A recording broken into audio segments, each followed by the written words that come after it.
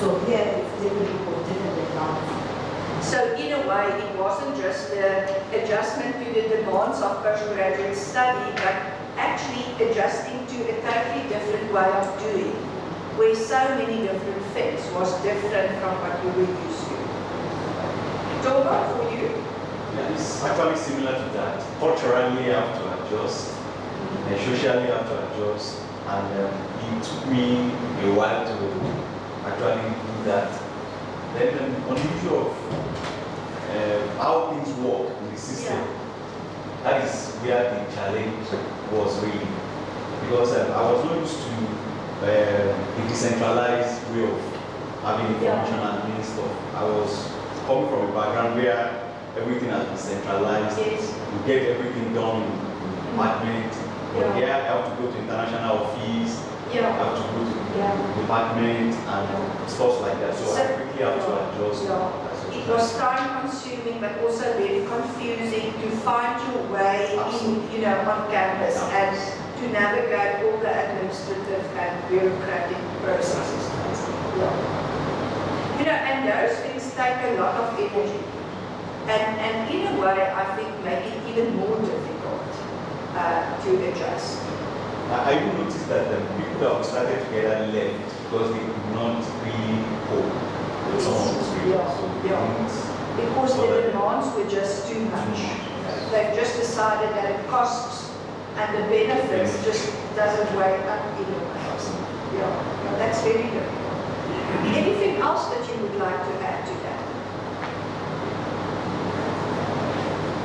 Also, the cost of living too. I think It's true. it's also very, it's a factor that will affect one's performance and settling down on time for postgraduate studies. If you are not really being funded by maybe your government or the company, if it's self-sponsored like most of us international students, it's serious. And I think it is so. As I said previously, I think we very often, on the one hand, underestimate what our study will cost us in terms of data gathering and even just, completing the final product that you are going to submit for examination. But on top of that, to deal with the living costs, and in most cases we underestimate. So it's an important part of the process. So we do encourage students to, at least have an outline of the costs of their study and living costs, etc., so that they can do an analysis and start planning. But we always know that I think there's so many hidden costs that we do not take account of, and we lose sight of that.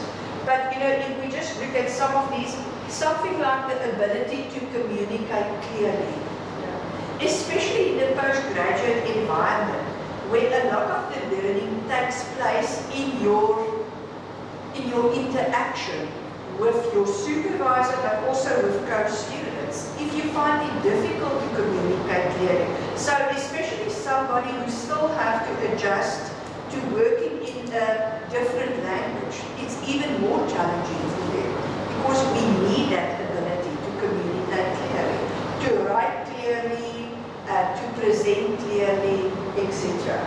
But then also the totally different learning culture, a learning culture that require a lot more independence from the student. And I think it's very often that independence that break the camel's back, that they're just not used to that level of independence. In a way, they almost expect somebody to take co-ownership.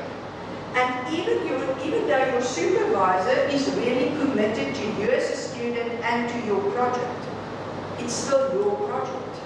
And we all know what it's like, that in the end you expect the owner of the project to take the full responsibility for that. So especially initiating contact with the supervisor, taking responsibility when things go wrong, communicate with supervisors about that. That's really something that many students battle. When students disappear for periods, longer periods, my first question is probably something is going wrong with data gathering or, with the analysis, etc. And they're not contacting me because they're afraid to talk to me about that. But I think it's important. The moment when something goes wrong, it's even more important to talk to your supervisor. Perhaps something can still be salvaged. Or if you need to repeat something, it's much better to do so sooner rather than later. One of my master students is a master student in clinical psychology. He was supposed to start with his internship the next year. And it was towards the end of the process in the year before his internship started, when he started writing up the research methodology chapter. When the first time I read it, I realized that what this guy did and what we have decided, what we're going to do according to this design, is not the same. So I kept on asking him, but please sit down and tell me in detail what you have done. And it was clear that he's used the wrong design. And he had to repeat his study, which meant that his internship started later. So, which have a lot of implications. So, it's never easy for a supervisor to tell a student to go back and repeat that. But, at times it's necessary to actually do so. The one thing that we often underestimate is just the depth of theoretical knowledge that you're going to need to do your study properly. You all know John Maxwell's 10,000 hours rule, where Maxwell actually said that if we really want to be competent doing something, it will take you a minimum of 10,000 hours.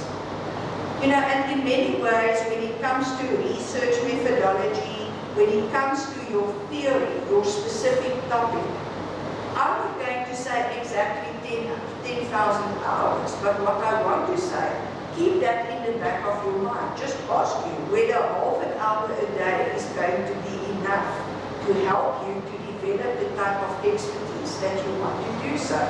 If we really look at the top experts in different fields, I can tell you that the working hours is something that will actually surprise most of us in terms of the amount of hours that they put in. So please be aware of that.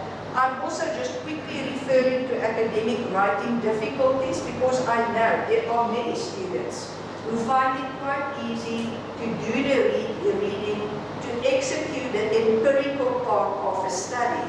But the moment when it comes to the writing up, they start to battle with that.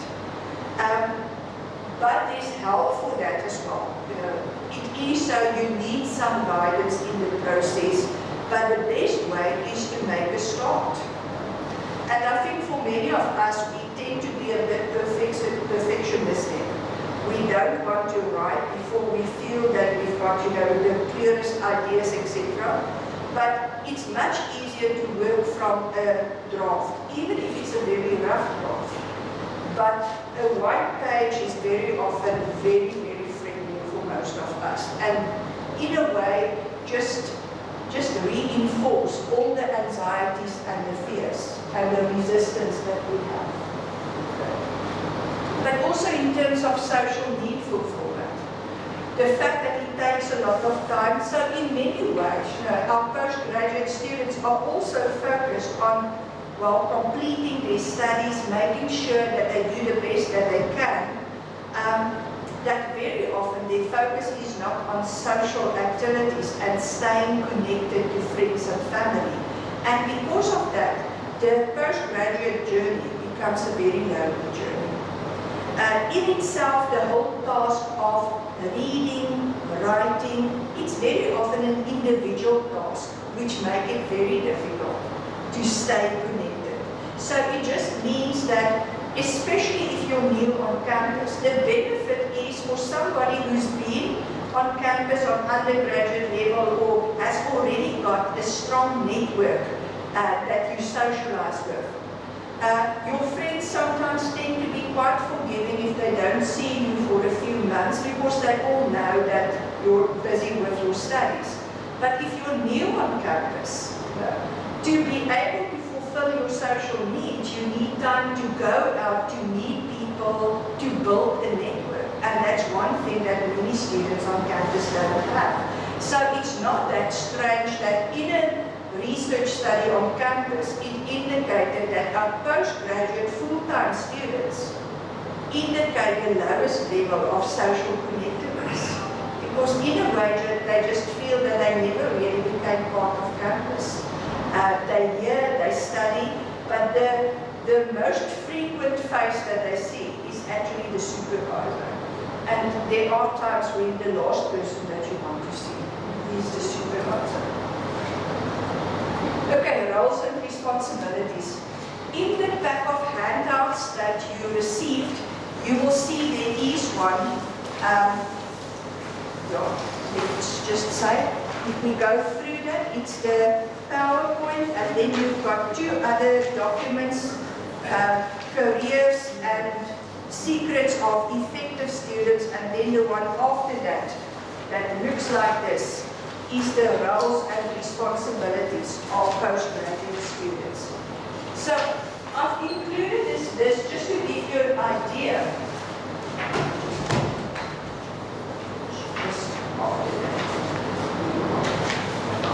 Just to give you an idea of the complexity of the whole process.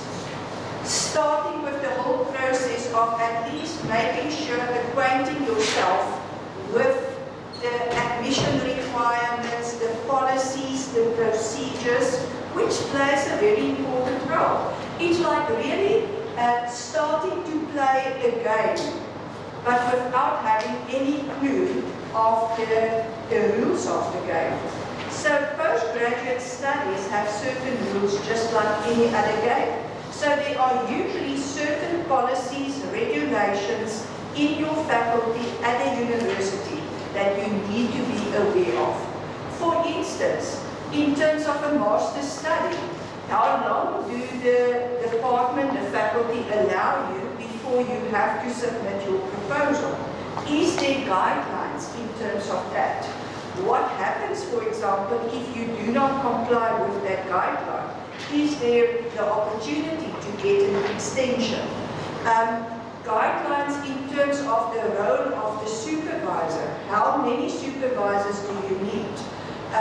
Who will be the examiners? How will they be appointed, etc. It's good to know that from the very beginning. I think it's a good idea also when you start writing up your project to at least get an example in your department of the criteria that is used for the evaluation of a dissertation or thesis. Because how are you going to prepare yourself if you don't know how you will be evaluated? So these things all form part of the responsibility of the student.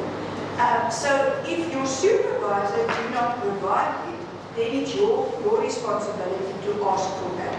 So constantly ask and make sure that you clarify the different roles. So you can go through the whole process. Finding a topic. Many research supervisors will help with the process of delineating a research topic, narrowing it down, helping you to formulate questions, but not by formulating it for you, but guiding you in the process of how to formulate the question so that you can formulate it on your own. But, and so we go on. You will see that in my next slide, I refer to the different steps in the research process. And your roles and responsibilities will really change as you move from one step to another. But in the end, guiding and managing that process is your responsibility as well. Just to refer back to the previous slide, you will see I've talked about your multiple roles as a scientist, meaning that you immerse yourself in that specific discipline, being a scholar, having to read, making sure that you gather all the information that you need to do, but you're also a supervisee, So it's your responsibility to manage that relationship in itself and to maintain an effective working relationship. And then many of you are still in positions where you work as a research assistant, etc. Also different roles that you need to manage. So no wonder that in this process, it becomes very complex to manage all these roles and to find a balance between the different roles. Let's quickly look at the steps in the research process. Many of you have said that you're already, or that you're only in the beginning of the process. So at the moment, your task and responsibility is to really narrow down your topic, to formulate research questions, to formulate the overarching aim of your study, and then also with that specific objectives that you have for your study. If you clarify that, it's already a very important stepping stone in your research process. If you tend to be too vague at this stage, or are not really so sure, you haven't read enough, then the chances are that you will encounter many other problems later on in the process. Over the years, I have taken over the research supervision of students who started with another supervisor, and then for some or other reason there was a change in supervisor. And it's sometimes very difficult to supervise the student then. If the student himself, perhaps the person was helped by the supervisor to formulate the goals, the objectives, the research questions, but the student did not really clarify it in his own mind. And then to come in, a bit late in the process is very difficult then, to really give direction to this process. Okay, once your questions, your topic and everything has been clarified, naturally the next step would be to start writing your proposal. Now I know there are certain departments who do not use a process where a student submits a research proposal. And even if it's not a requirement of your department, we encourage you to do that. That's like your blueprint. I often say, how do we build a building without knowing what a plan for the building looks like? So it's your step-by-step process of explaining to yourself and clarifying what this building needs to look like, so that you can plan what do you need to build this building, so you cannot really understand what is required. All those questions that we ask in terms of what do we want to do, how do we want to do it, who will be involved, why do we plan to do that, is it really necessary to do a study like that? That's your proposal. So that plays a very important part in the preparation for the rest of the process. Okay, and then naturally we move on to the literature. And the literature is something that starts very early. You do a preliminary literature survey to help you to draft your proposal. But up till the very last weeks of your final product, you will be busy with your literature review. We've just talked about that before the session started. As you go along with the process, let's say, for example, you move from your literature that you have been writing up, and you move to your methodology. Now, while you're busy with your methodology chapter, you realize, but okay, I also need to justify why I'm using this technique and not that technique. And to be able to do that, you need to add literature for that. Then you move on to the analysis of your results, and now you start seeing, okay, but now I'm getting results and I need to find justification. I need some or other reason why I found this in my results. So you need to go back to the literature. So what happens is towards the final stages, you've got a very focused literature search for gaps in your literature, gaps in your whole document. So you go back to your librarian and say, okay, help me do a search in terms of this topic, etc., so that we can see if we find any justification. for this. So the literature is a process that cuts across all the different steps of the research project. Then the data gathering. During the data gathering, I think contact with the supervisor is extremely important. To constantly, share information in terms of what you're doing now. Do you experience any problems with the process? Is there in any way in which you're going to deviate from your initial plans? Because sometimes it happens. I have had students who did not manage to gather the information from the number of participants that they planned to do. My one student was working on children with cancer. And when we started out, we planned to include 150 children in the study. But because of the sensitivity of the topic, it was very difficult. And after 2 years of gathering information, we came to the point where we decided, okay, but we're not going to be able to gather more than this number of children. So we moved back, and in her final chapters, we said, okay, one of the limitations of the study is that the sample is relatively small, but then she explained why, and she naturally recommended that in future studies they include more children. But these things happen, and you need to communicate with your supervisor about it. Okay, then the analysis of the data. Some of you might use consultants that help with the analysis, but we strongly encourage that you do not applicate the process of data analysis to somebody else, because remember, if you get a qualification, the qualification actually certifies that you have the ability to do so. So that is, you can do so in collaboration with somebody, but you cannot actually just hand that whole process over to other people. Okay, and then the results section that you're going to write up. Your conclusion and naturally the final preparation of the examination document. So that's more or less a bird's eye view of the process.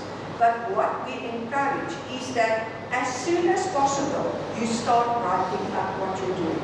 I actually find that many students get to the point when they've got results, then they start writing. They've never written a page of literature, not an introduction, nothing. And my experience is that many of them find it overwhelming. Because it is a process where you, in a way, scaffold different skills. You start with your introduction, where you try to argue why it is important to do the study and to do it in the way that you plan to do it. So already you force yourself to think deeply about what you're doing, how you're doing it, and whether this is in line with international best practice in that field. Then you move to your literature. As you get to your literature, you actually get a much better understanding of what's going on in this field. Sometimes people do a data gathering before they have done a sufficient literature review. And then what happens is, halfway through the process, they suddenly, find a number of articles or books who actually say, but the method that they're currently using is actually totally outdated. It's not relevant to this group, etc., etc. So it's something that could have been prevented if they have been involved with this process from the beginning. So we encourage writing up of the data. Okay, then we talk about the staying connected. We encourage many different ways in which the research student stay connected and help to satisfy these social needs.